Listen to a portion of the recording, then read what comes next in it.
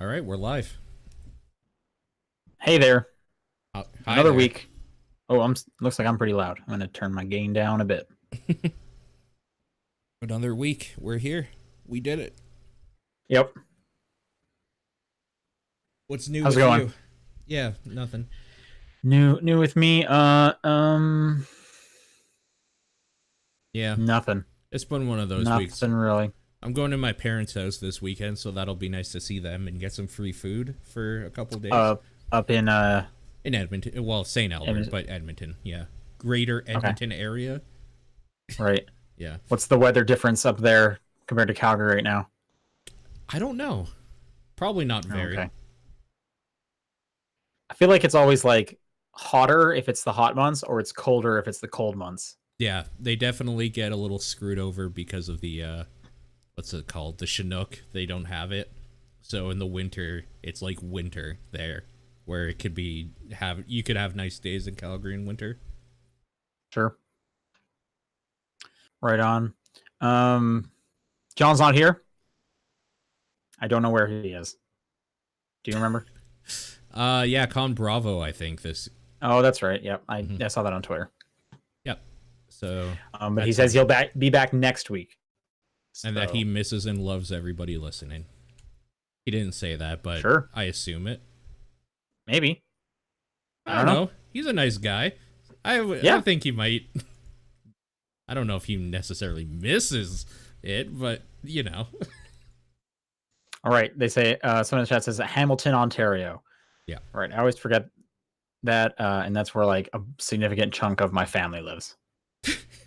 There you go. Everybody forgets. It's okay.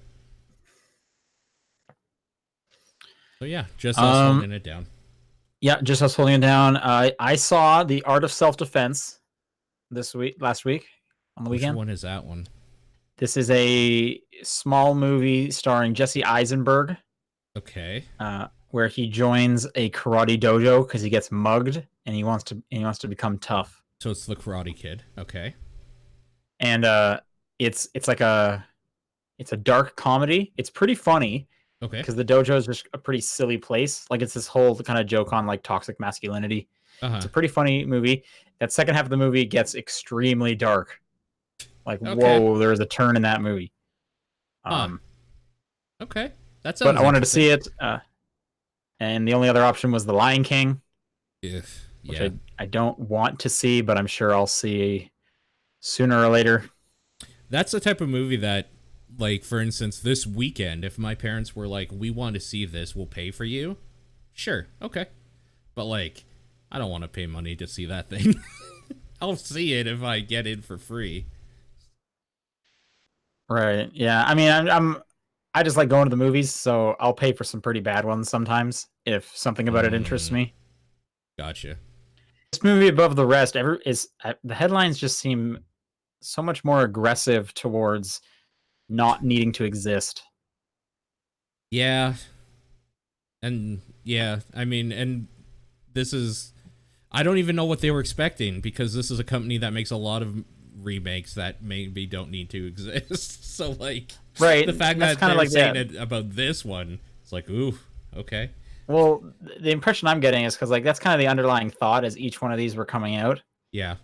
And I'm agreeing with it. Like none of them have been like great. They've just been like fine to bad. Sure. Um, Yeah. but like I'm assuming it's just starting to like weigh on people more and more, and they're just starting to get like angrier. Like, okay, this one really does not matter. Why is this happening? And Especially I'm when it assuming it's just gonna sorry. go Yeah. up from here. Especially when it comes to the whole point of like there's like voices in this one, but even like Beauty and the Beast or whatever, it's kind of interesting to see like this what's her name now? Oh my god, I can't Emma remember. Watson. Yeah, it's kind of interesting to see like how she gonna do as like in a portrayal of Belle or whatever, even if it's or like how are they gonna do Gaston and how are they gonna do these characters. But like this is even more like cynically just these are just animals. Like the voices are there, but there's no like expressions on the faces or whatever. It was very much meant to just be like this is almost like you're watching a National Geographic documentary or whatever, and like you're seeing what it looks like without the weird anthropomorphic like giant eyes and like smiling faces and stuff. This is just straight up animals with like voices of people Dancing around. before. So it's just kind of like, oh, there's really no need to see this at all. Okay, got it. Right. Yeah, I don't know. Like, I think Aladdin's been my favorite of them, but even that one, like, I don't need to ever see it again. See, that one at least has the draw of what's Will Smith like the genie? How does he do the genie? Like, at least there's something there. I don't care about Right. Seth Rogen's voice as Pumbaa. Like, get out of here. But like, I mean, and to your point, there's no way Will Smith is gonna like match Robin Williams, right. the animated one. Sure. But I will say I think the best part of Aladdin is just like Will Smith looks like he's having so much fun, Yeah, I'm sure he was. and that made me I was having some fun. Yeah, for sure. Because he has a natural like, there's a reason he's famous. He has a natural charisma to him. So like, you kind of want to see Right. him do stuff anyway. Right. Speaking of Will Smith, I hope Gemini Man is good. I don't think it's going to be, but I'm hoping it's good. I don't know what that is. I stay away from trailers and stuff usually. Right. Yeah. No. That's a summer movie that should be coming out soon.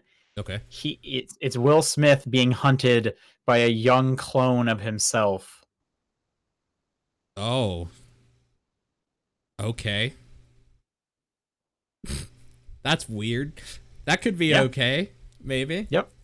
So I'm curious about that one, and I'm hoping it's better than I think it'll be, but we'll see. Yeah. I hear you. Things that suck though, in terms of watching them, they just canceled Tuca and Birdie. Netflix did. What? No. What? No. Why? Do you know why? I'm looking it up right now. I guess I'm assuming it didn't have enough viewers. Fuck.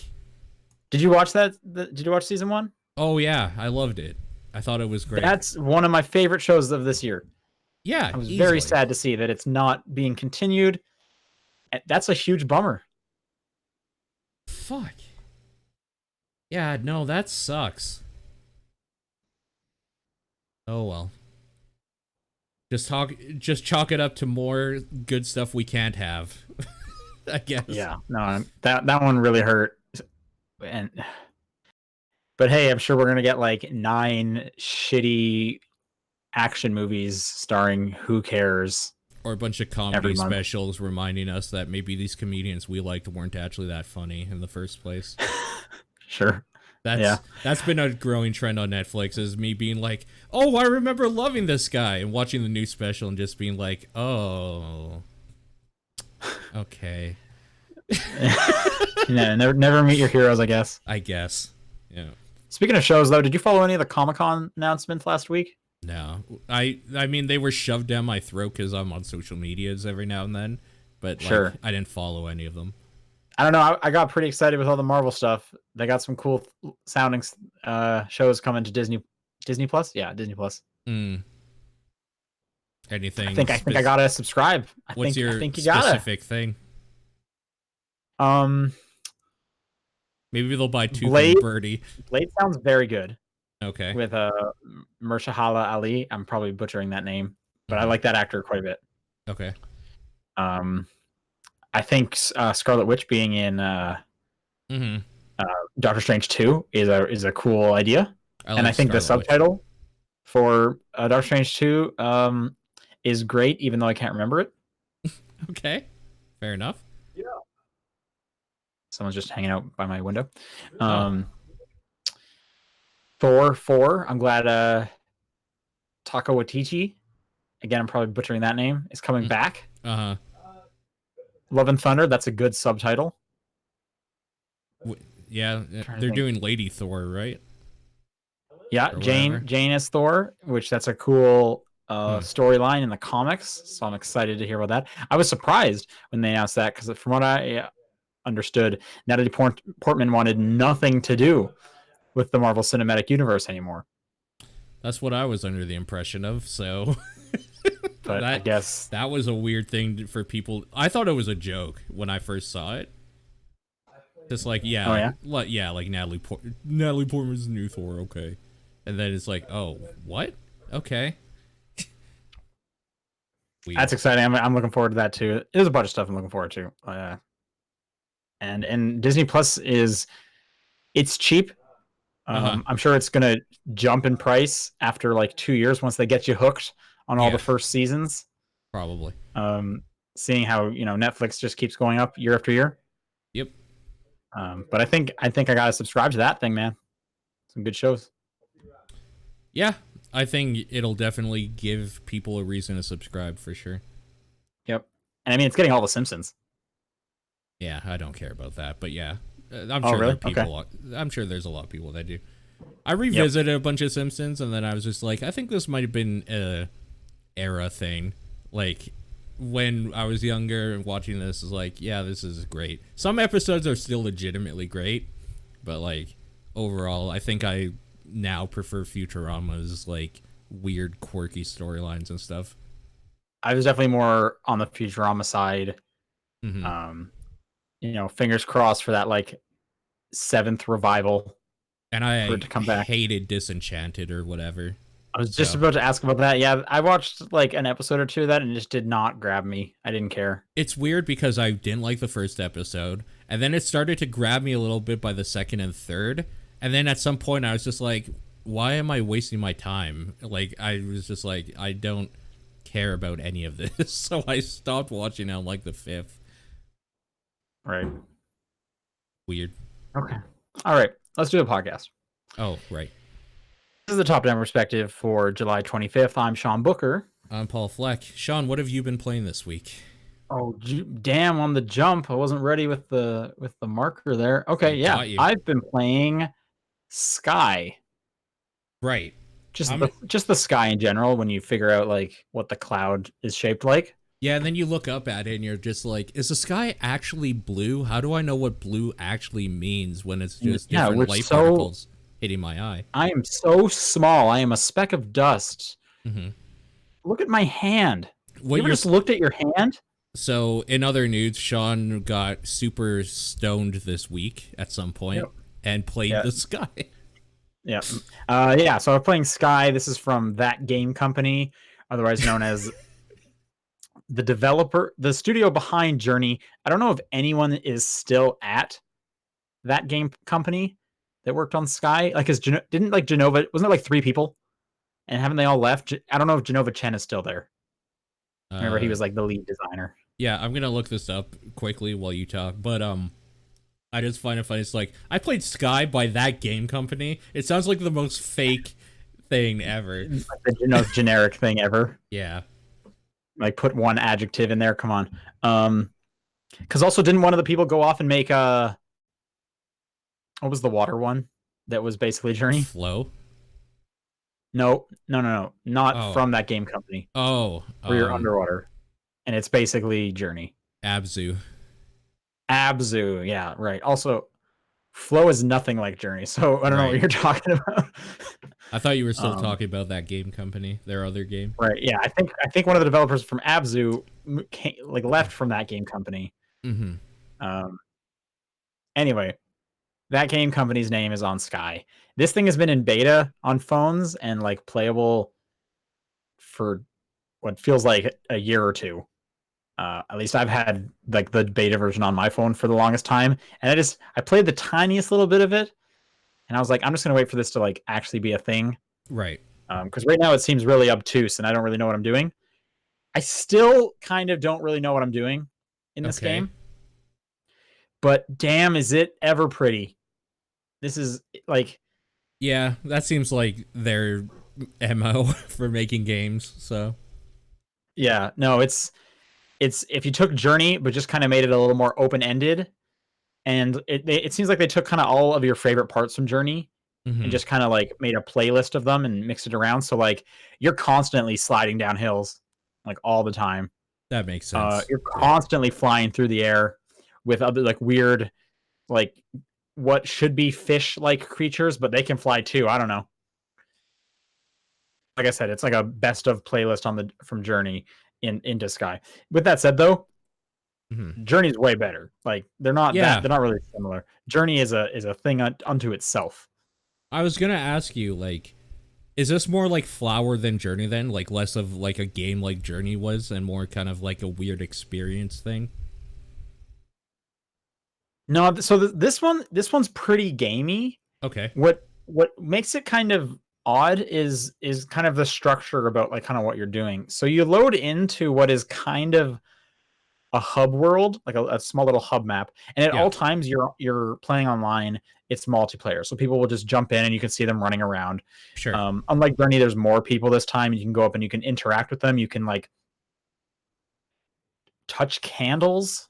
I don't know. Like I Is said, that like a euphemism for something? no, it's not like it's parts of it are like super obtuse in terms of like what they want you to do, and it's just like, hey, go and experience and discover it. And other parts are like, hey, if you sit down on 5 benches with 5 people, you'll get a new heart container. Oh, Because there's like little side challenges in this too. Like I think there's a season pass you can buy for like $10. what? But let me kind of give you like the play by play of what you're doing. I'm So you load actually into confused as to what this thing is. that's the thing is I'm again, like I said, I'm not really sure what I'm supposed to be doing. But let me get to the spiel because it comes at the end being like an okay time. Okay. So you load into the hub world, and then you get to choose. There's like these kind of you're kind of like a Stonehenge place, so you can go through the archways into like a new world. Okay. And this could be like, I don't know, a sand world, or this will be like a raining. It's like a forest that's raining. Okay. Just some kind of environment. And then in there, you're basically just kind of like walking around, jumping around as you go towards interesting, like a cave or a shrine. And usually there'll be something there for you to interact with. And by interact, I mean there'll be like kind of ghost spirits. Almost kind of like a flashback. And you just kind Okay. of follow the ghost spirit around. And at the end of it, they teach you an emote. Okay. So it seems like the point of the game is to collect emotes. I have a lot of emotes. I Okay. don't know what Cool. I'd do with the emotes. I guess I could go up to one of the multiplayer people and do the emote at them. Right. You can also level up the emotes. I don't know why you would want to do that. But That there is seems like odd. skill trees for the emotes, but everything's like a symbol, so I'm not 100%. I'm not 100% sure what they do. You get like there's some kind of heart-based currency, and that's how you level things up. And I think you get them from like high-fiving other players or something like that. Hmm. You can also hold hands with other players, and then your characters will just like follow whatever the lead person's doing. I guess you can friend up with people, and then the game will ask like, "Do you want a notification when that person comes online?" So you actually can kind of play co-op a bit. I haven't done that yet because I don't really know anyone who's gonna play Sky. Right. What's also funny is you just kind of because the person is just shown as like an avatar that's pretty similar looking to you. You get to just name them. Oh, Hmm. when this person's on. So I did it with this one rando. His name was Bob. So, but I did not want a notification when Bob came online. Sure. I haven't done anything with Bob.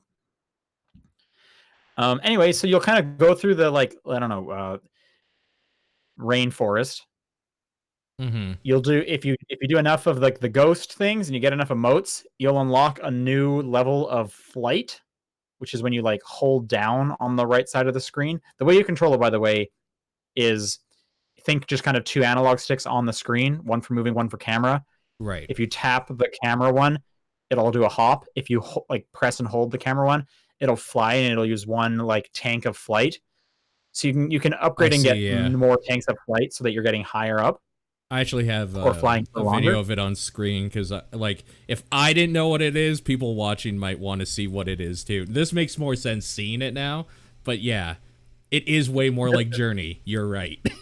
The thing is though, I don't know to what end I'm doing anything. Like Right. again, I can jump higher now, but it's not like there was an area where it's like, oh, come back here when you have like 2 height jump. Right. Kind of going through the next arch when that opens up. To what end? I don't know. I'm collecting all these emotes. I'm not really using the emotes on other players because I don't care to. But Collecting there all are those side emotions. quests like sit on a bench with another player and you'll get a heart. Okay, Okay. that's There's a whole cute. bunch of like little kinds of there are microtransactions in here. They're not shoved down your throat, but you can spend money on getting more hearts so that you can unlock like different hairstyles and different scarves and different like cloaks. Mm-hmm. So again, that kind of comes from the whole thing with the journey of like get a really long scarf was cool, and when you found all the little whatever the secrets were in Journey, you got a white coat, and that was cool too. So they kind of those are the customization options. Hmm. I will say though, I think I'm enjoying it because I'm looking at it like a just I'm gonna chill out before bed and play this for 20 minutes. Sure. Yeah. The game is absolutely gorgeous. Like the cinematography is great. They definitely have some camera angles and the lighting. They want you to see this game in certain ways. That stuff looks really cool. The music's really nice, and they straight up every time you turn it on, there's a little notification that says like the audio is more than half of this game's experience. So they really want you to be like have headphones on, or like Yeah. they don't want you to play it muted. Yeah. Which is They have to definitely give that warning for because I right, never play mobile games with the sound on. exactly. It's kind of apart from what how you'd want to play a mobile game, and this thing's Totally. only on mobile and I think specifically iOS devices, and I think it's on Apple TV as well. So Yeah, those are your it like seemed like it. two options.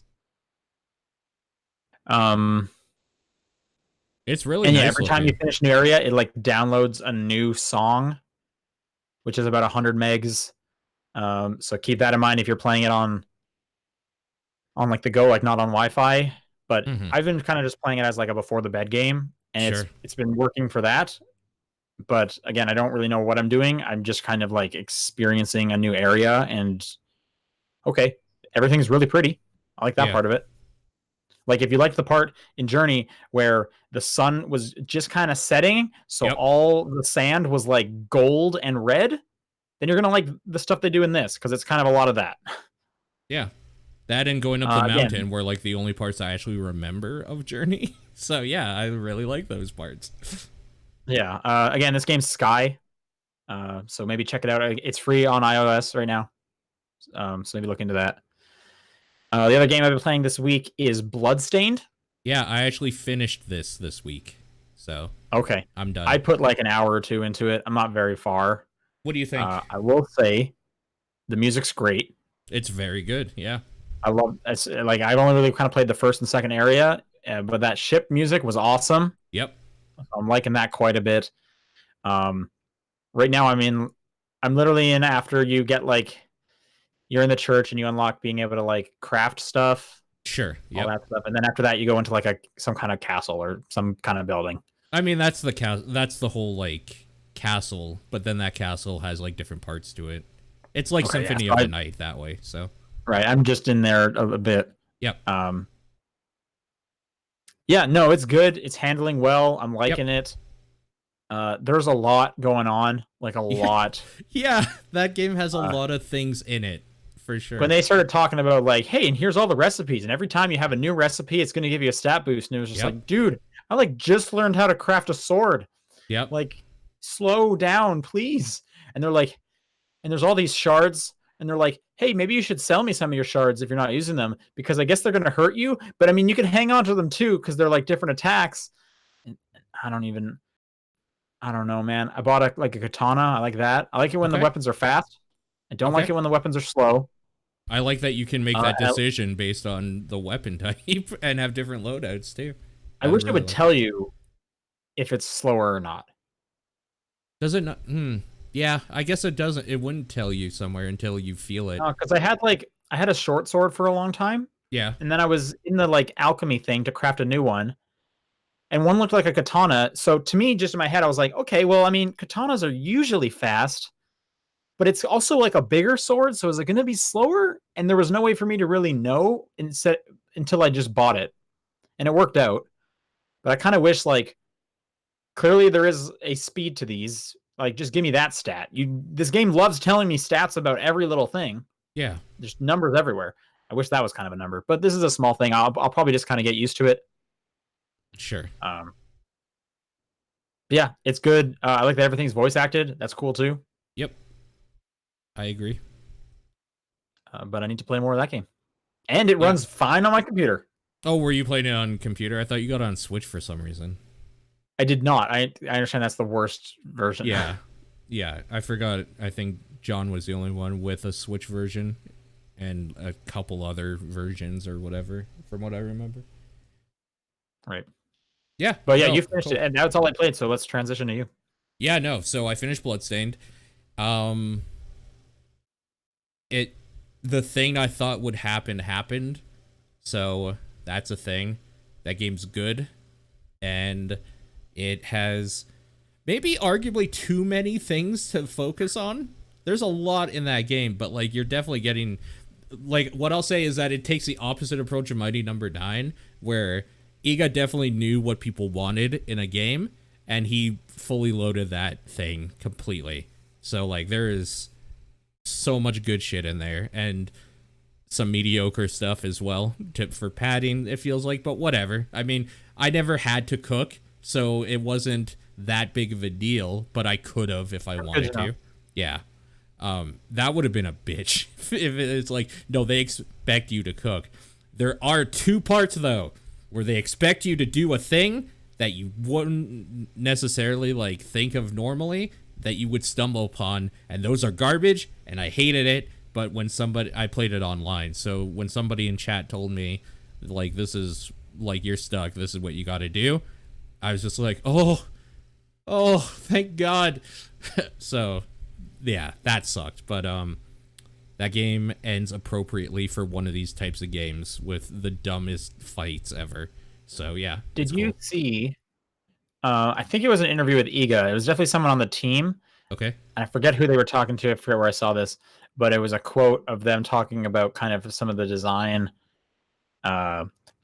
aspects of it when they were putting it together. And the one that I had read was about the way they did the boss fights. Whichever designer came up with the boss fight or you know, was lead on whatever boss programmed it. Yeah, whoever. And for them to know if it's okay, that person who came up with it had to be able to beat that boss without getting hit with only a dagger. There's one boss fight in particular where I'm just like, I don't want to meet the person that did that with a dagger. That person is, like, I'm afraid that if I lay eyes on who that person is in person, my face will just melt off my skull. Apparently that was the rule they had, which... that was cool to hear, and I bet there's a bunch of studios that have just kind of like rules like that. Like, well, we're only gonna do it this way if on like extra hard mode or whatever. Blah blah blah. Yeah. That was a cool read. Again, I wish I remembered where it was from so I could tell people to go check it out. But I'm bad. Jesus Christ, I can't even imagine some of those fights. Anyways, yeah, Bloodstained is good. People should pick that up, especially if games like Aria of Sorrow, any of the Castlevania games from the DS specifically, Symphony of the Night to a lesser extent because it's older, but also in that same vein. If you liked any of those, you should definitely pick this up. It's very, very good. I played Sea of Solitude. I played through that. All right. This is the one where you're on like a boat, right? And everything's flooded? Yeah, that game is super cel-shaded? Yep, that's the one. You play as like a weird demon girl being chased by like giant monsters in the water, essentially.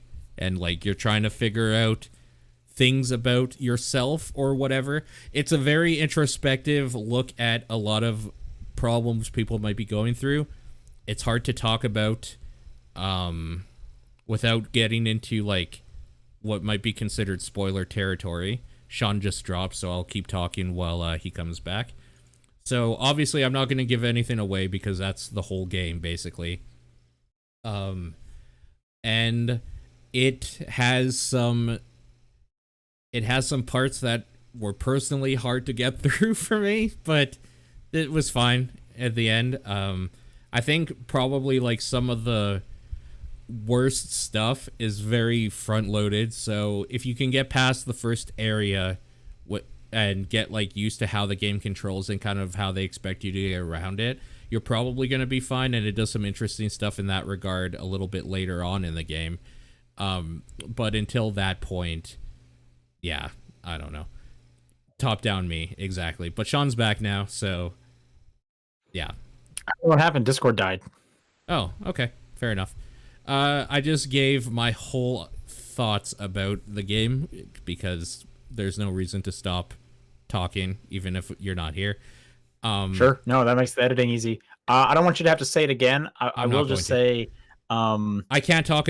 my basic thing is I can't really talk about it without getting into story-specific things, but it deals with some very heavy, hardy issues that this person or the people on the team definitely probably experienced or went through at some point in their life, and some of it is so relatable that it was hard to get through. Ooh, interesting. Does it make you... It was reminding me a bit about what was that game about the abusive father? Papa EO. Yeah. Mm-hmm. Is that kind of... I'm not saying that's like the same like trauma it's dealing with. No, I mean, I'll just tell you right away. The monsters do represent people in this girl's life in some way, and you have to help them get through it. But they're not like a consistent, like, I'm going to chase you around. There's different monsters in different areas of the game, depending on the person. Okay. Yeah. I was seeing a lot of people just online kind of saying, like, I wish I liked this more, but I don't really. It's one of those things where, as a video game, I'm kind of a mark for stuff like this because I really kind of like the ability to like self-introspect or like how I've acted and treated people before. Like, if you're just wanting a video game because you like playing like something fast and like without any meaning behind it, you should skip this because this is all about like the hardships of being alive, basically. And if that doesn't sound fun to you, okay, yeah, that's kind of what I was getting at with Papa EO is, is this a capital F fun video game, or is this more just like we're using the video game medium to tell, to convey a message? It's 100% that, to the point where they have video gamey aspects in it, and I thought they're the worst parts of the game. There's like collectibles, and it's like, why am I caring about like making sure all 32 seagulls are like told to go away? That's dumb. Yeah. And I bet that's just like a kind of just the nature of like, someone looked at it and they said, hey, at the same time, we're still making a game. We got to do something. Or a publisher kind of said, how can you make people play through it again? Like, we want that kind of stuff. So maybe that was just, and I hope, this is what I want to hope. I hope that was just kind of a means to an end. The way we're going to be able to tell this kind of deep story is if we kind of gamify it a bit more.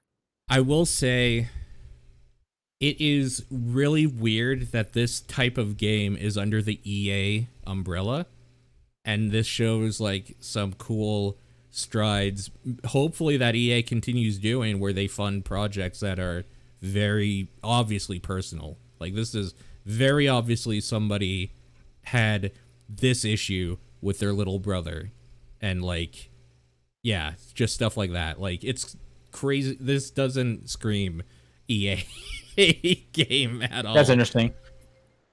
Yeah. Well, I mean, good for them for like picking it up and wanting to do something with that. I honestly hope they do more. Also, it ends on this weird note, like an after credits scene, that I was just like, why? Why would you do that? That just like, that's the cheapest thing after like all this great emotional buildup and release you gave. So like, there's definitely ideas in there where it's just like, maybe the art director should have stepped back at this point. But whatever. I do want to play it though, but I am someone who will play a game even if it's like not meant to be fun. Sure. And I could definitely see that other people might not want that, right? Sure. And if you can't relate, you can't relate. Like, I've known people, for example, that have never like been to a funeral before, for example. So like anything to do with like the gravitas of that situation, they don't have any personal connection to. So like some of this stuff might fall flat for them too. And in which case it's like, well, not only is there no game here, but I couldn't relate at all to the story stuff going on either. So, Well, I mean, I can't relate to Mass Effect because I'm not a spaceman, but I mean, right, I but still there's a get game something out of there. that. Well, what I'm just trying to say is like, even if I can't relate to whatever the scenario is, Uh-huh. being able to just kind of experience that is valuable for sure. Like, There are people that that's disagree cool about with it that too. though. And those people shouldn't play that. That's what I'm getting at. Yeah. The people that are All like right. Well, video I'm games should curious. always be fun. This is not what I would I consider wish. fun. Yeah. Yeah. No. Yeah. Okay. I wish it's. I'm curious to play myself. Like I said, people have been saying that they wish it was better. Um, then again, I've said kind of the same thing about Poppy EO, and I'm glad I played that. Sure, you'll probably have the same experience, honestly. It probably will scratch that same itch. What did you play it on? I played it on PC under EA Access, so for the $20 for the month, I had it for free. So maybe keep that So in it's mind too. yeah. All Yeah. right. Interesting. I was just wondering if it was like an Epic Game Store exclusive or something. No, as far as I know, it might only be on EA's thing, which would make sense to me, but I haven't I actually guess. checked. Yeah. It's probably like an Origin, right? Yeah. Okay. Cool. And it's about $20 too, in case. You know, I'm trying to think now of the price, the $20 price tag.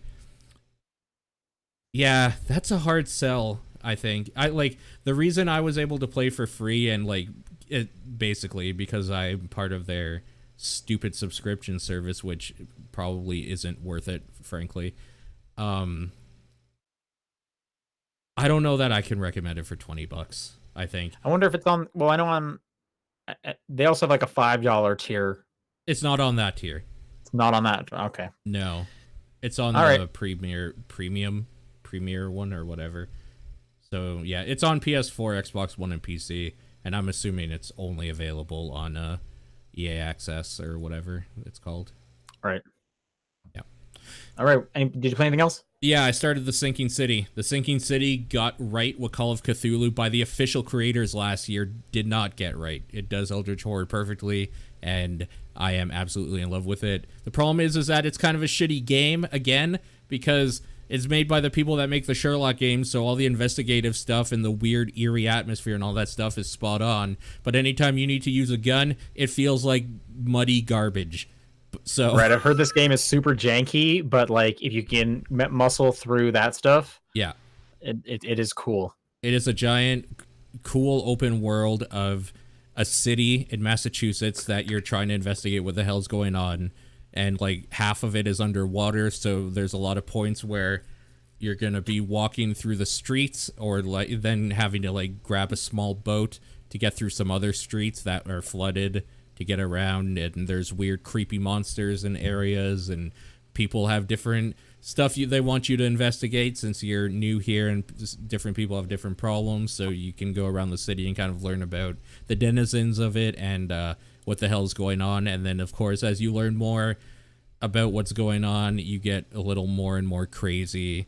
It just does Lovecraftian horror perfectly in a way that I am so happy. It just sucks. Anytime you need to fight feels like shit. So I've been trying to not do that as much. I'm also, and I only know of this one because it's one people have been talking about lately, is they kept in all of like the racism aspects of Lovecraft on purpose because like that was part of the time, that was part of this work. And I think that's important. Like if you're going to do Lovecraft the way it is, like that guy was a huge racist. Yeah, he was a giant problematic. piece of shit. Yeah, he was for sure. But that doesn't take away from like you can. I mean, this is a whole different conversation we shouldn't get into because it's more heady than video game talk here. But like separating the artist from the art, sort of thing. And yeah, I think it is important to show that stuff for sure. But there is that giant warning when you start up the game saying, yo, we're not racist, okay? This is how shit was written. So, like, just chill. Right. I mean, they kind of would have to do that. Otherwise, someone would load up this game and just be like, what the hell is going on? Yeah. Especially if, like, because I feel like most people that have any kind of association with Lovecraft, like, it's probably through, like, board games Yeah. like a Cthulhu like thing in a cartoon, Sure. they have no idea about the actual Lovecraft himself or any of the racism part because it's just so far Sure. removed at that point. Sure. And Um, what Homer's saying is you so can like leave of out course they some would have to do stuff. that. Yeah. There's not Lovecraft poems in here talking about like different races being superior because of reasons.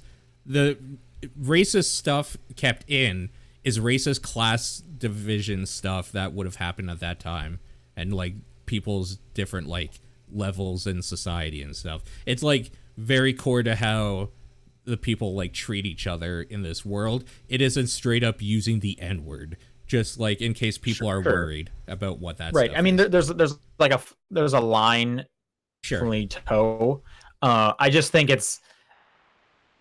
like it's more appropriate to not just like turn your head from it Yeah, and pretend just that it be didn't like, well, we didn't put happen. any of it in there because it would have Yeah, just been easier from a PR angle to not do that stuff.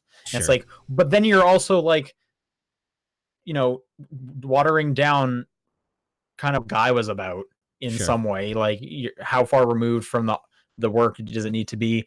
Yeah, like I said, it's a whole other thing. Hmm. But I think it's just like, you know, one brave, two makes it kind of more interesting that this game went for it. Hmm. Yeah, for sure. And like I said, it doesn't just have like the N word a whole bunch or any of that sort of stuff. So if that sounds like something that might be like, well, I don't want to like buy The Sinking City because even though I like this type of horror, I don't want to hear a bunch of racist derivatives or derogatory terms. You won't. It's not like that sort of thing. So you're probably Right. fine. Like I even like most of my knowledge from this game is like through like Waypoint because they're going through it. And obviously they're talking about this stuff pretty head on. But I Oh, sure. understand like people of color are in totally like They're segregated. Yeah. good standing and stuff. Like, yeah, they're or you wait, sorry, you said segregated?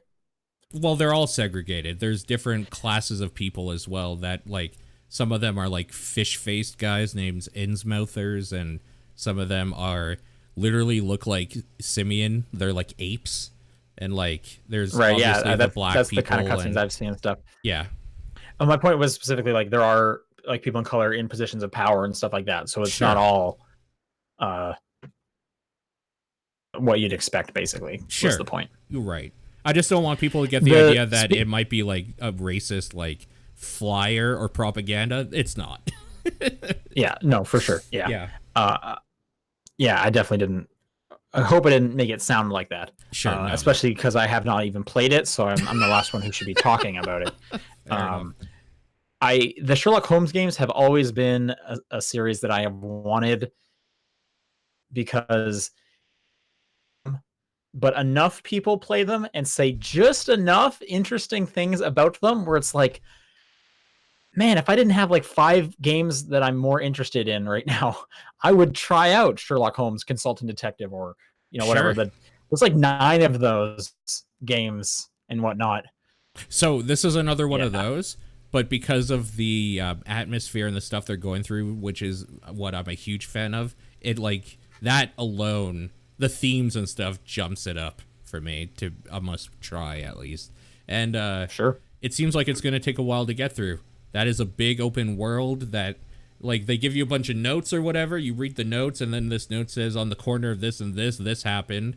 Then you have to like pin it to your map so that if you're in the area you can check it out, and there's like it's a very investigative thing going on there, and I think it's very cool. I think it's a neat game, and I hope I Oh, one thing I have to say, it does this weird insanity effect as you like lose sanity or whatever.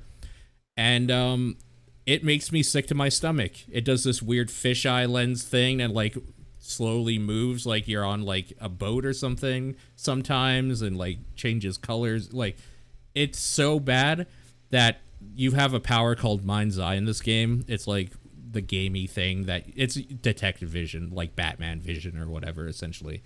Right. But the more you use it, the more your sanity goes. So if you use it too much, you start getting this weird effect.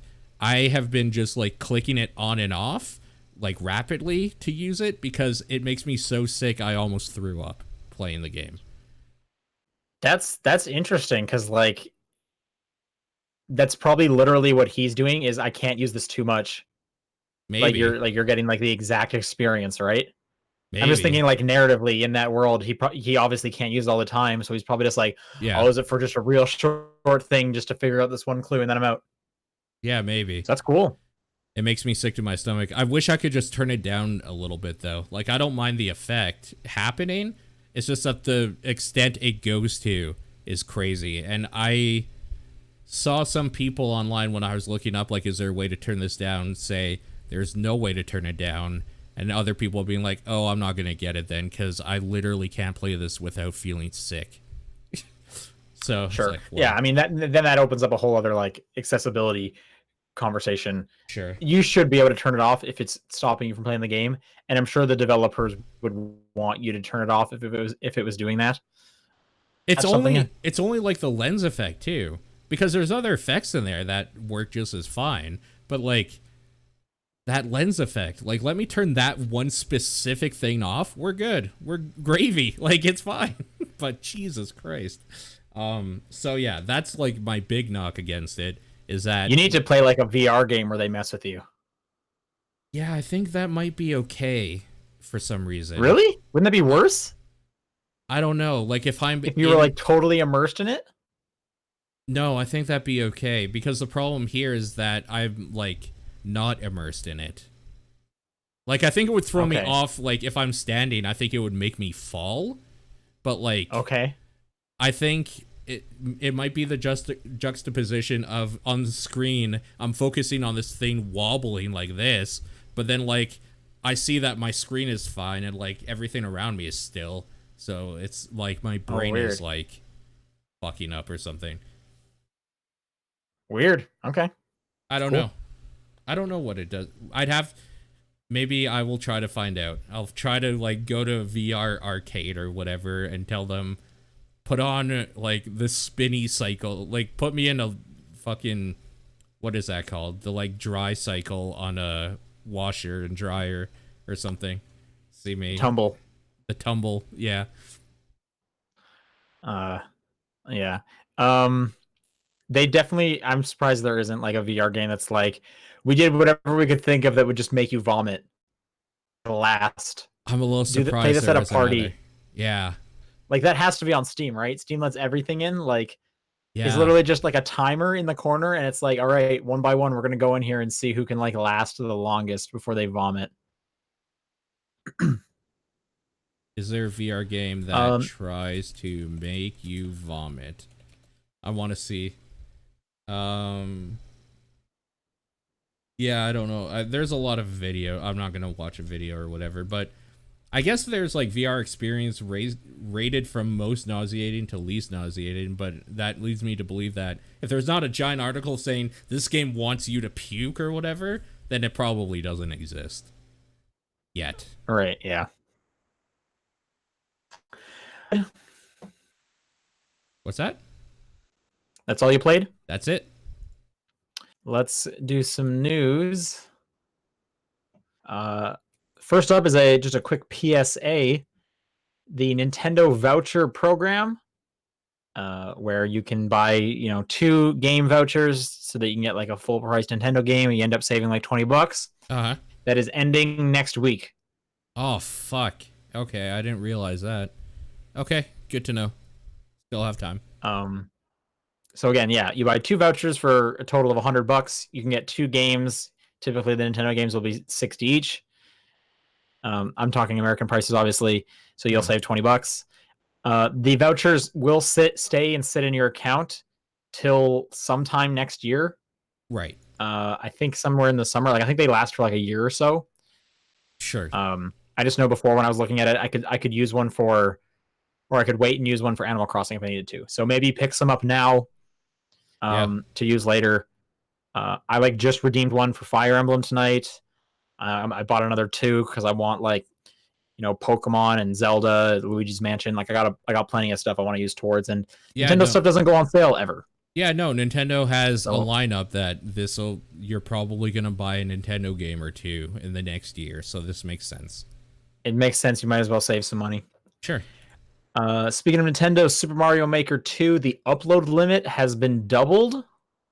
Yep. You can now 64. upload up to 64 levels as Yep. opposed to 32. Yep. I'm surprised the limit's still this small. I'm nowhere near hitting it, but I'm sure people are close.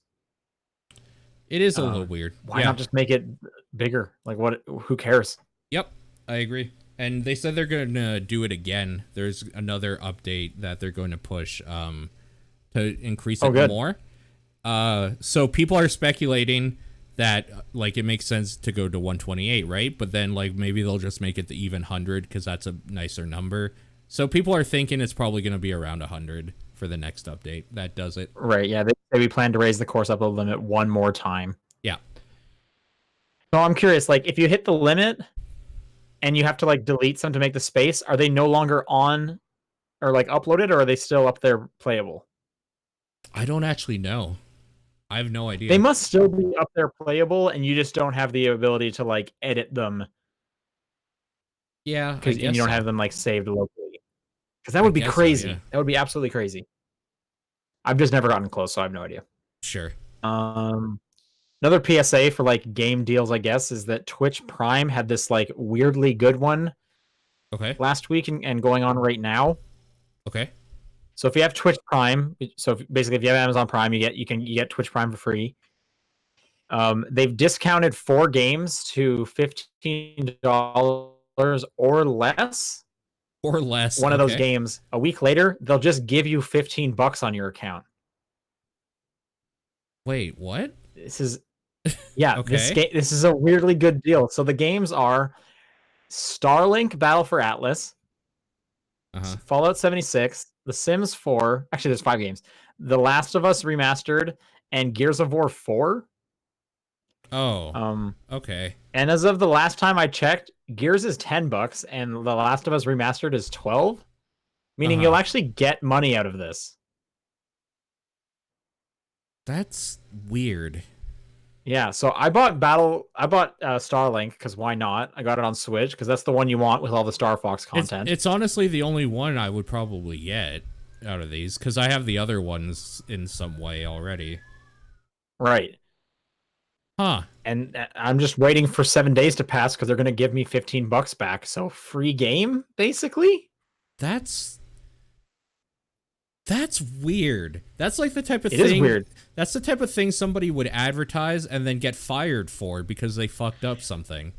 What's also weird is this launched without Gears, and Gears got like editor on. Anyway, so if you have an Amazon Prime account, if you have Twitch Prime, maybe look into like, quote unquote free game. Why not? This is so weird. Huh. Okay. It's a weirdly good deal, yeah. I'm gonna throw something in just because we're kind of on the topic of free games or whatever. Because this is kind of notable, I guess. Epic Game Store is offering 2 free games right now. The reason being, their free game for this week, because they've been doing a free game for like every week, basically. If you haven't been keeping up, you've missed out on a bunch of them at this point. Their free game this week was supposed to be This War of Mine, and it is still there. You can get that. Yeah. But they also rolled out a filter for parents if they don't want their kids playing like certain games that maybe aren't for them. And that's why they're offering 2 games this week, because Moonlighter is the fun for everyone sort of version, and This War of Mine, because it deals with some stuff that might bring up like PTSD or like some bad feelings, is the other one. And I thought that was kind of neat. You get 2 games this week, and 2 games next week. I think there's 2 games next week as well. Yeah, 2 games next week as well. I can't remember what they are off the top of my head, but yeah, I don't remember either. I will say Moonlighter is awesome. It is awesome, yeah, and they have that new DLC coming out, like real. It's already out. Oh, is it? Okay, perfect, even better. I was just gonna look up when it came out because when I was downloading Moonlighter or putting it on my Epic account, see this for $7, and I was like, oh, I should see if that's on the Switch since that's like my main copy. All right, next news story is this whole Joy-Con drift thing going on. This is probably like the biggest news this week, in my opinion. So I've had this problem for months now. Yeah, I've kind of. So the weird thing with me is I've had it like on and off. Like I had it when I first got my Switch fixed. Like I phoned them about it, and then they got me to do a few things that in no way I'm sure fixed it, but it went away, so whatever. Uh-huh. But now it comes back from time to time. Like I remember I had it playing and yeah, I guess Mario Tennis was the last game that I seriously saw it in. But anyways, I feel like this whole thing kind of started recently getting kind of a resurgence with Kotaku talking about it more and more. Right. To the point that someone has filed a class action lawsuit against them. Oh. Find out if this was like a known defect or not. Right. And then the article I pulled here is that Vice got an internal memo about what Nintendo was doing about it. Uh-huh. And it seems like they're kind of doing the right thing. Let me just kind of grab some of these quotes here. Okay. First off, you can get your Joy-Con fixed for no price. If in the past you've paid to get it fixed, you will get refunded, which that's pretty. That's good. Substantial. Okay. Uh-huh. Because I guess reports are that people in the past probably paid about $40 to get one of those fixed, which is insane considering how expensive those things are. Yeah, that's the price of just buying a new one if you could buy them like. Right, I think the bundle I think is $80, isn't it? Yeah, American. Mm-hmm. I think you're right. But I do think you can buy them separately. So I think like who would have sent it in? Why don't you just go out and buy a new one? Anyways, I'll just read some of these quotes here. Customers will no longer be requested to provide proof of purchase for Joy-Con repairs. Additionally, it is not necessary to confirm warranty status if a customer requests a refund for a previously paid Joy-Con repair. Confirm the prior repair and then issue a refund. That's part of their internal memo. Okay. I'm kind of curious if this is just on like launch Switches or if everyone was still getting these. Yeah. It's hard to tell because all the people who are like reporting on it, for the most part, they've obviously had their Switch since launch because they're at media outlets. So how would I go like about doing this? Do I just send them my Joy-Cons? I don't want to send them my whole Switch because I have a bunch of shit on there. And I want to make sure they're not going to just give me a refurb or something. I don't know. I think in the past you've just sent them the Joy-Cons. The Joy-Cons, right? That makes Joy-Con. Yeah, that makes sense to me. I might follow through with this, honestly. Kimberly says, dumb question, this is just a problem when it's in docked mode, right? No, I've had it both in docked and out and handheld. Yeah, my most recent one was a problem just handheld. Mm-hmm. It's been I don't really play docked with my Joy-Cons off anymore because I have the Pro controller. Sure. Yeah. But I'm seeing like the videos that people are showing of examples are of tabletop mode, the true way to play the Switch, and then the character kind of running around and having the Joy-Cons like just loose, not even in any kind of grip or anything like that. My drift is always the left one upwards for some reason, just slightly. It does always seem to be the left Joy-Con. I don't know what it is about that specific one. Yeah, I don't know either. It's weird. And the way I've figured out finally to fix it is like if I just smack's not the right word, but just kind of nudge it with my finger a certain way. If I'm not using it, it'll like stay. But like I don't know what it is. It's so weird. It's like a ghost in there doing it. Like I don't know what's doing it, but if they could fix that, that'd be great. I was just kind of thinking, I guess this is my life now until that like new version comes out, and then I'll probably get that for like the updated hardware or whatever. So I guess I'll just stay with it. But if they're offering this shit for free, like why wouldn't I take advantage of that? Yeah, the only reason I specifically haven't is I don't want to be like without my Joy-Cons. I also don't have the issue significant enough where it's enough of an issue. Sure. I guess at this point though, I could probably just like borrow an office one while I sent the other ones away. True. But yep. I don't know. That's neither here nor there. Yeah, so I guess keep your eyes keep your eyes out about that. I'm curious to see what the class action lawsuit brings up as well. Yeah, me too.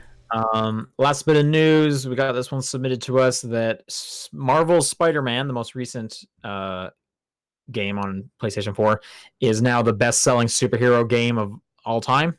Good for it. It's fucking great. So that's a great game. I was surprised to see the previous #1 spot was Batman Arkham City. Yeah, that's a little weird to me too. I guess it makes sense in theory because Arkham Asylum comes out. People talk highly of it for a while, and then people are like, I'm going to jump on that next train. I missed the first one. I'm on the next one. Yeah. Well, yeah, I assumed it would have been Arkham Asylum because just when I think of like what are the best ones, I think about Asylum before City. Sure. But I guess the sequel would probably sell more. Arkham Knight is the third highest at this point. Yeah, I mean, that's why there were so many problems people talking about it, right? Because there were so many more copies of it out there that people that had issues with it were higher and louder voice. I'll just run down what the top 10 are at the moment. It's Spider-Man, Arkham City, Arkham Knight, then it's Lego Batman. Yeah, okay. Lego Marvel Superheroes, Spider-Man the Movie, Spider-Man the Movie 2. Sure, okay. Then it's Injustice, which I guess that's cool. I wasn't expecting to see a fighting game up there. That's cool. Then it's Batman Arkham Asylum, which that seems so low. That seems very low. Yeah. Especially compared to like the two Lego games and like I understand Spider-Man. Is Spider-Man the Movie 2, is that the one everyone loved? Is it that specific one, like Spider-Man 2? I think so. It must be, right? Yeah. It must be. I guess I'm surprised that Spider-Man the Movie 1 is so high. Like, that's number 6. And then number 10 is Injustice 2. So, good for Injustice. Those are cool games. Yeah, that was the one everybody loved. Okay, yeah, I just know that one as, like, Spider-Man 2. No, I don't think anyone ever says Spider-Man the Movie 2. Sure, yeah. I would have kind of expected that one to be a little higher. Honestly, the one here that's weird to me is Lego Marvel Superheroes. I knew Lego Batman would be huge.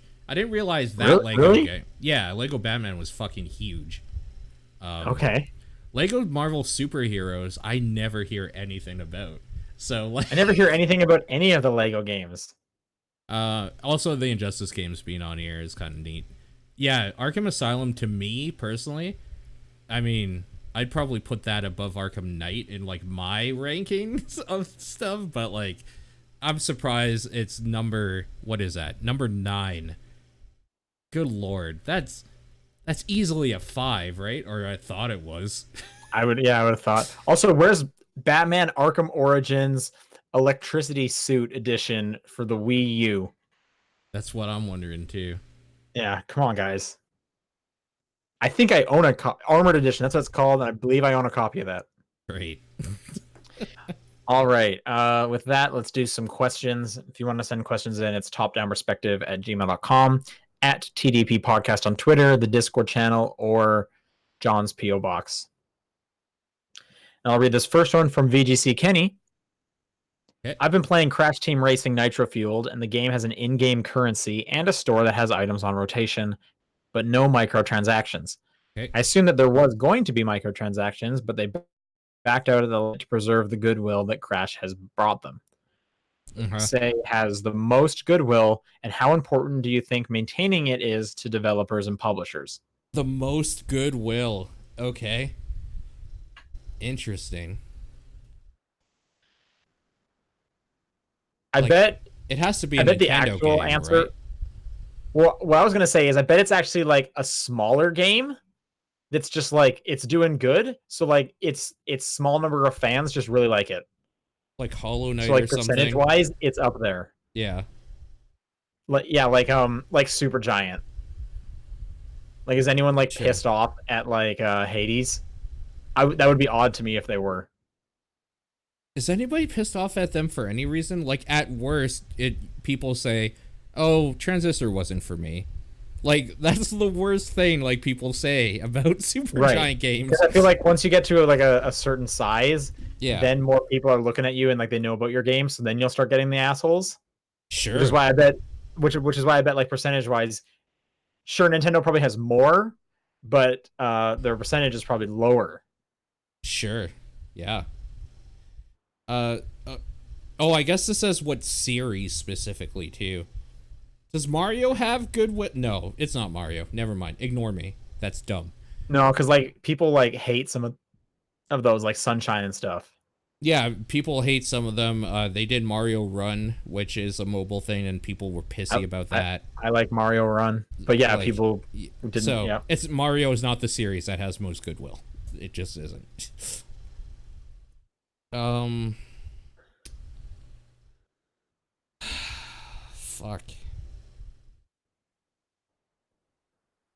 see, and then I start thinking of like ones that are too long. People are probably like tired of them. Like I want to say Yeah. like Assassin's Creed's been good and like they're like really kicking it out of the park lately. But I bet people will just be like, "Oh, I got tired of that after like 2." Uh-huh. The answer is Pokemon. Pokemon It's has the most goodwill? Yeah, no. There's no way. That's up before like this recent one. I bet it was up there. But now with all the national dex stuff, Yeah. Yeah, exactly. That's a hard question. What series would you say has the most goodwill? I'm telling you, it's got to be probably like an indie series that, and we can only call it a series if it has like 2. So it's a game that there's Yeah. only 2 of, Uh-huh. and it's Okay. small. Yo, what about Guacamelee though? Sure, yeah. Who's saying anything bad about Guacamelee? Who Like, says, "Oh, I really like I can't believe what they did with Guacamelee 2." Can you believe like no. It's good. Yeah, that's a good one. Sure. Nier Automata does not have the most goodwill. The Nier Yeah. series. So a lot of people did not enjoy like the whole play through it 4 times thing. Some people were mad that Japanese sexuality things were going on with the main character. Well, one of the main characters. A lot of people didn't like the first game. Nier is not the series. Like Sure. Yeah. No, it's not. Final Fantasy. Yeah. Final Fantasy. Animal Someone says Crossing. ignore Pocket Camp. See, you can't just ignore the Right. one people are upset about. Like Right. that defeats the purpose of the question. Totally. Because without Pocket Camp, you're totally right. Right? But no, 'cause they also have Happy Home Designer. Oh, that was a bad. Yeah. I don't know. Some people really like it. It's just something completely different. It's not for me. I even wouldn't say Animal Crossing because I play each one of those less and less because they're the same game. Like, do something significantly different, please. Sure. Yeah. Also, how important do you think maintaining it is to developers and publishers? This is a scaling thing too. As they get bigger, depending who they have to answer to, it's less important. When you have to listen to stockholders and like stuff about making money, it's not goodwill doesn't mean anything anymore as much. Right. Whereas, like on the indie side, It's everything. the only thing they have is the goodwill because it's like, hey, your word of mouth is the only thing advertising for us, please. Totally. It's everything to them. So this is a whole scaling thing. How like this question is how big is the game that you're thinking, basically. I do want to put a caveat to that though, is if we're looking at them as like a corporation, yeah, maybe they don't care so much, but I bet still on an individual level, like there are developers that are doing their best they can, and they want people to like that. Sure. Because we hear it all the times when like people are like, oh, like, yeah, I worked on like some licensed SpongeBob game, and I mean, I know it's not great, but hey, we thought we did a good job and we did the best we could. Sure.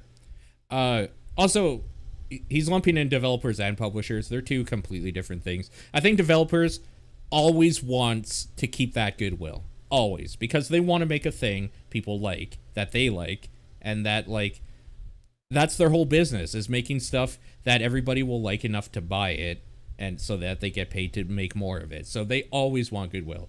I think publishers always want to keep goodwill as well, but it's less important to them on a personal level, and more important that this will be easier to sell to people if it already has people that are like going to be stoked for it, like essentially. if it's deemed as like good and friendly. Sure. Like So they don't want it from more of like a PR standpoint. yeah. And I'm sure that we're overly generalizing it too, because I'm sure there's plenty of good guy publishers as well. Sure. Yeah.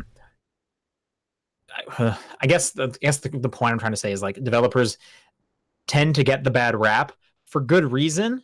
Sure. Like like there's definitely examples of that, but I'm sure there are exceptions to that rule, of course. Like I think of Devolver, they seem like, you know, a down to earth kind of friendly publisher, right? Again, though, they kind of get that avenue for going for the smaller games, and it's kind of easier to get that. We just said with the smaller games, the goodwill kind of comes a bit easier. So there's that side to it as well. Totally. Yeah, I agree. What did we land on for best series? Guacamelee. That's the one that has the best goodwill. Yeah. Next question from Hebrew Lantern. When you were kids, what were some of your favorite kids shows? Teenage Mutant Ninja Turtles is my answer. I was obsessed with it. I loved it.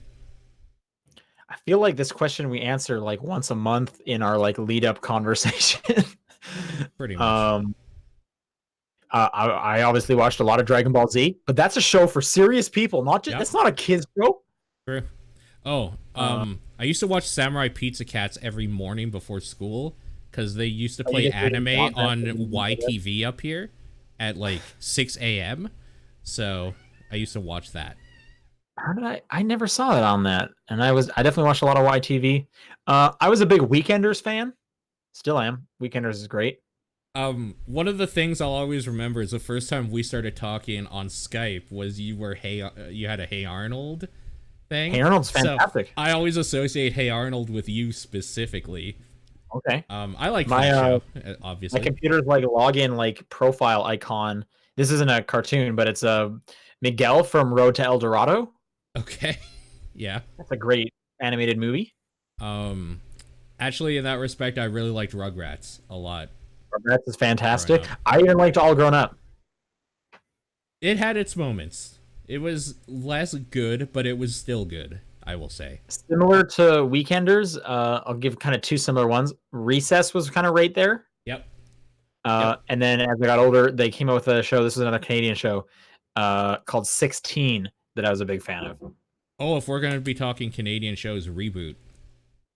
Reboot, sure. Yep. Did you ever watch a show called Fillmore? No, I don't know what that is. This would come on. This was on the Family Channel up there. Okay. I would watch this when I would get home, and it was always Reboot. No, it was Recess, followed by... Wait, was it Recess? It was either Recess or Weekenders, and then Fillmore would come on, and it was like...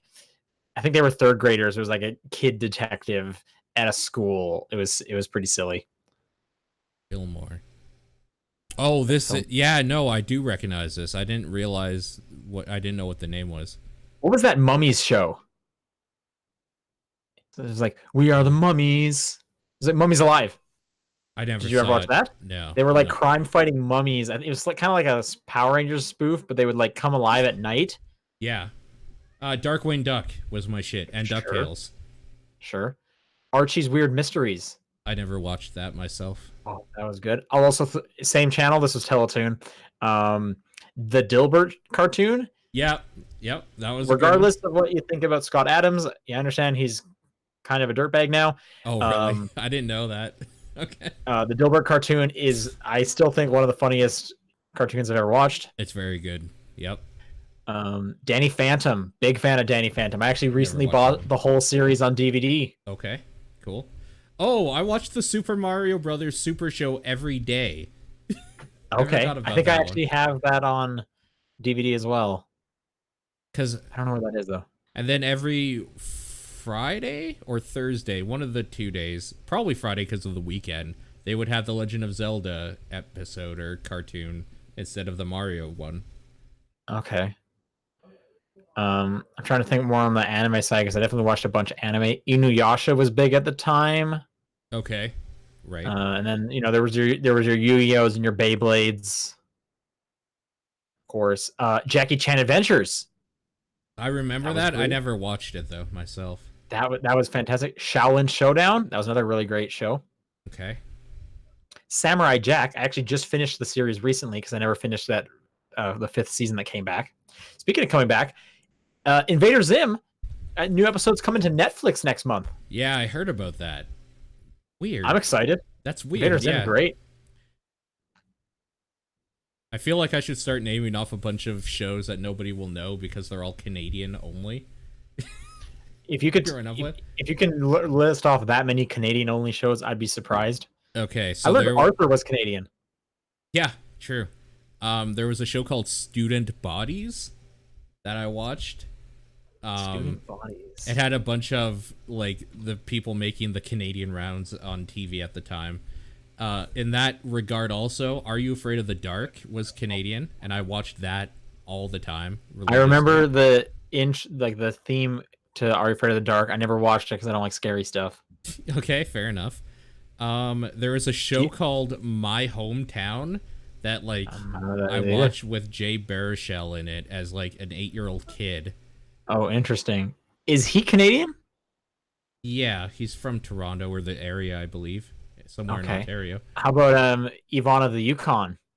Yvonne of the Yukon. I do remember that show was one. just gross. Yeah. Here's another one.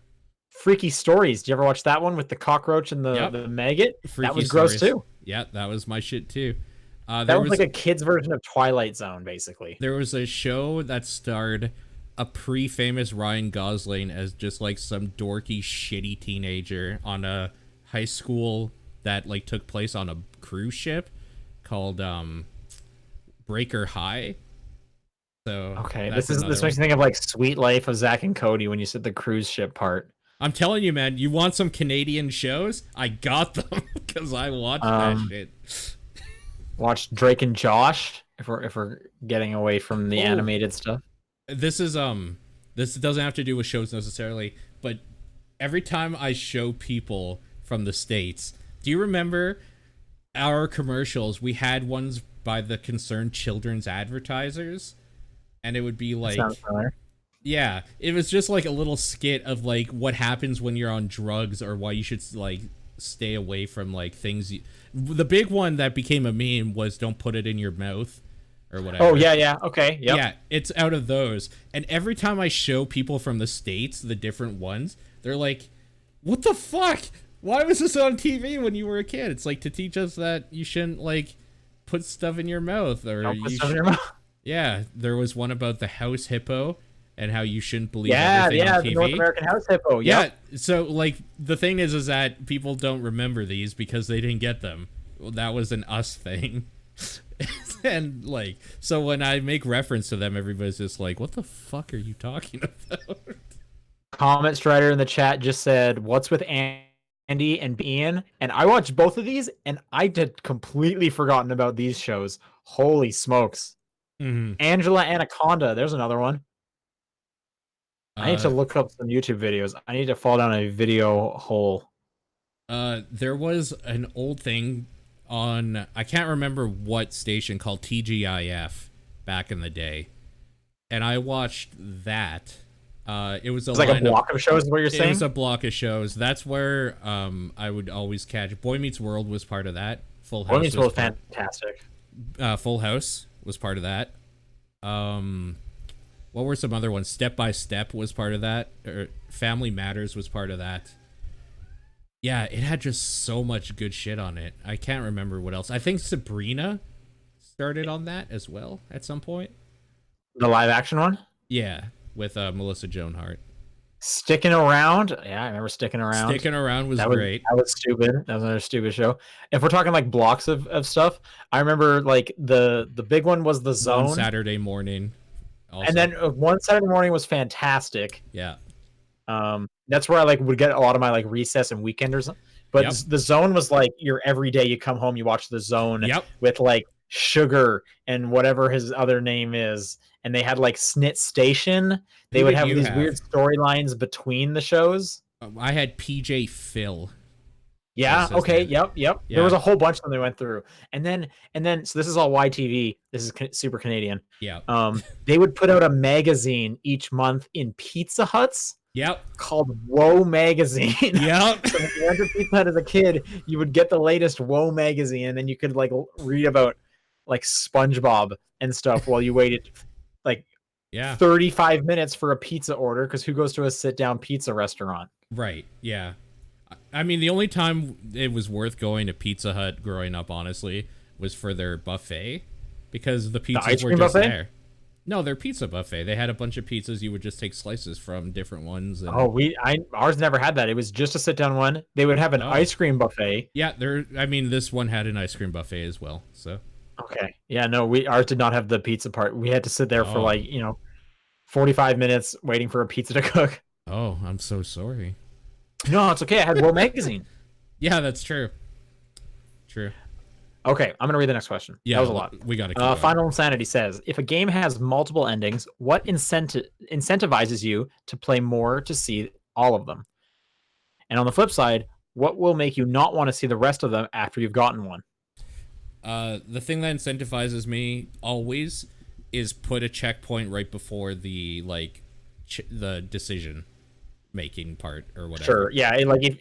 If that decision's near the end, yeah, even better. Like I don't have to play too much of it. That's what'll stop me from doing it. Is do I have to play the whole game again? No, thank you. Right. Not interested. However, if you do have to play the whole game again, the way to incentivize me to do that is to change it significantly so it feels like I'm playing a different game in the same universe sort of thing. This is something Nier did very well for one of the playthroughs, I will say. Going back through it. And actually two of them. One of the playthroughs was the exact same thing, literally, basically, and that was kind of a bummer. The second one, yeah, which is a bummer. Yeah. So that's that way. What else is there? Oh, to see all of them. If it's literally just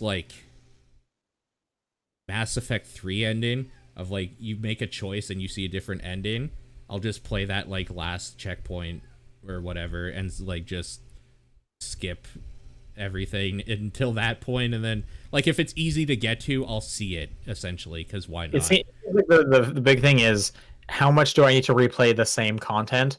Right. And if too much, I'm not interested. Totally. For the most part, I will just kind of look up a YouTube video. Yeah, me too. But I also kind of need to know if there is multiple endings. A lot of the times I'll just finish a game and didn't even know things would have been different based on a choice or whatever. Sure. On the flip side, what will make you not want to see the rest of them after you've gotten one? If they're just reskins of something. If it's kind of the same-ish ending. Oh, I'll tell you right now, Bloodstained has multiple endings that you can get. Okay.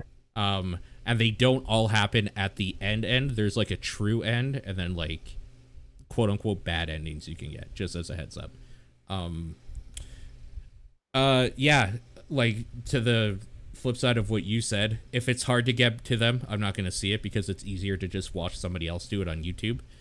And if there's no reason to, if it's just that some names changed or a music note change or something, I don't care. It's not enough for me to care. Next question from Final Insanity. Nope. Next question from Boko. A few days ago, Paul and Sean got into talking about video games as art, and it got me thinking. At what point does a piece of media transfer from being good entertainment to becoming art? For example, most people would consider the Marvel movies good, but I doubt many people would consider them art. This is our game's art. This is a They're just asking this question. This is a heady question. The actual answer is everything in life can be art depending on how you're looking at it. And that's why I'm going to give you the unsatisfying answer of everything literally is art to somebody. That's true. and I say that as someone who went through art school. The things that you have to learn about that are considered art. Yep. It's well, if this is considered art, then everything is considered art. Yep. But I guess he then kind of asks from a more cultural standpoint.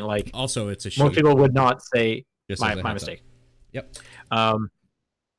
She does ask, and she mentions the Marvel movies. Most people would not say they're art, but they're good. So what would have to happen for a Marvel movie to be art? They are art. Because we're watching it as Marvel fans. Somebody watching it being a cinematographer or CG director or something, that is the most amazing technological advancement in CG they've ever seen. Sure, sorry, but okay. Again, I think, or at least I'm agreeing. Culturally, we wouldn't say they're art. Culturally, sure. So you'll agree with that, right? Yeah. Okay, so what would have to happen from like a cultural standpoint to be like, oh, this Marvel movie's art? It has to be. It's kind of the same shitty answer that you give all of these types of questions. It has to be socially acceptable, socially called art by more than just a certain group of people. It has to check so many boxes for such a wide net of people that they can look at it and agree that this is an artistic piece, basically.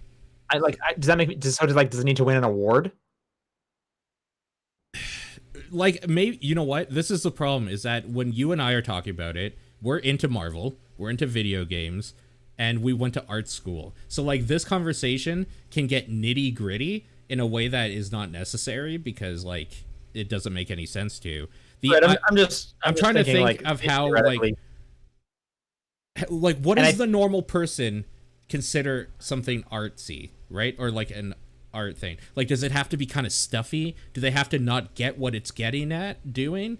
Like, what does a normal person consider think of, art? like, okay, well, so the reason I brought up the award one is like because I know like I had English classes in high school where it was like you can pick whatever book you want to do a report on. Sure. It has to have won an award.